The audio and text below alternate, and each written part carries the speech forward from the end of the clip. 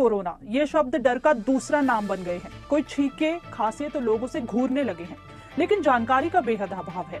अब अगर पूछा जाए कि किसी को कोरोना हो जाए तो इस बात का पता कैसे लगेगा, हम में से कई लोग इस सवाल का जवाब नहीं दे सकते। इस वीडियो में हम इसी जवाब को खोजने की कोशिश करते हैं। जिन लोगों में कुछ खास लक्षण देखे जा रहे हैं उन्हें सेल्फ आइसोलेशन में रहने के लिए कहा जा रहा है, ताकि कोरोना वायरस को आगे फैलने से रोका जा सके।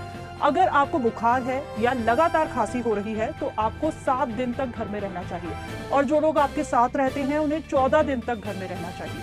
आपको खाना और दवाइयां घर पर ही पहुंचाई जानी चाहिए। लेकिन आपको पता कैसे चलेगा कि ये सिर्फ साधारण बुखार है या कोरोना वायरस का अटैक है? दरअसल कोरोना वायरस के 2 प्रमुख लक्षण हैं। पहला, लगातार सूखी खांसी आना, और दूसरा बुखार। अगर किसी में ये दोनों लक्षण हैं या इनमें से कोई एक लक्षण है तो सावधान हो जाने की जरूरत है। अगर आप बहुत ज्यादा छींक रहे हैं, आपकी नाक बह रही है या आपको सिरदर्द भी हो रहा है तो आप बीमार हो सकते हैं, लेकिन इसका मतलब ये नहीं है कि आपको कोरोना वायरस हो गया है। आप जानना चाहते होंगे कि कोरोना वायरस में होने वाला बुखार कितना ज्यादा होता है और लगातार होने वाली सूखी खांसी का क्या मतलब है। दरअसल इसका मतलब है कि आप खांस रहे हैं लेकिन उसमें बलगम नहीं आ रहा है, यानी आपके टिश्यू में कोई चिपचिपा पदार्थ नहीं दिख रहा है।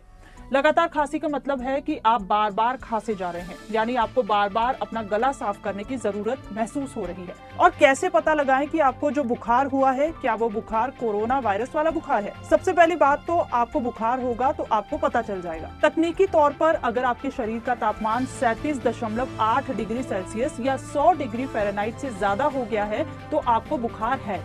अगर आपके पास थर्मामीटर नहीं भी है तो भी आपको अपना शरीर ज्यादा गर्म लगने पर पता चल जाता है। और कोई आपको छूता है तो आपकी छाती और पीठ गर्म होगी। अगर आपको इनमें से कोई भी लक्षण हो रहा है तो आपको और आपके साथ रहने वाले लोगों को 2 हफ्ते यानी 14 दिन तक घर पर रहने की जरूरत है। अगर आप अकेले रहते हैं तो 7 दिन तक घर पर रहना होगा। और बुखार और खांसी ठीक ना हो तो तुरंत डॉक्टर से संपर्क करें और कोरोना का टेस्ट करवाएं। याद रखिए, सावधानी ही बचाव है, इसलिए अपना ख्याल रखिए।